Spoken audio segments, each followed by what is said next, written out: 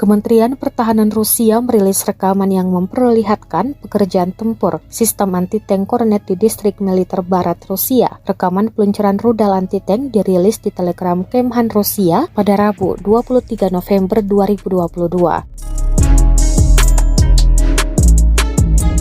Serangan tersebut menimbulkan kerusakan akibat kebakaran dan diduga diluncurkan tepat pada tank angkatan bersenjata Ukraina selama dari jarak jauh. Selain itu, selama pertempuran menurut koordinat yang diterima, kru ATGM menghancurkan posisi tembak angkatan bersenjata Ukraina, objek lapis baja, titik tembak jangka panjang, dan struktur teknik lainnya. Diketahui hingga kini perang antara pasukan militer Rusia dengan Ukraina pada Kamis 24 November 2022 terhitung telah berlangsung 274 hari lamanya.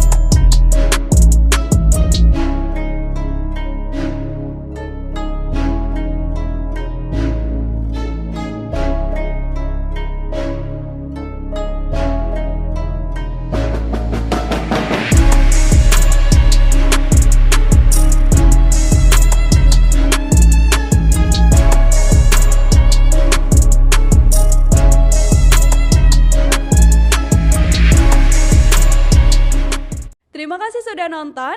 Jangan lupa like, subscribe, dan share ya.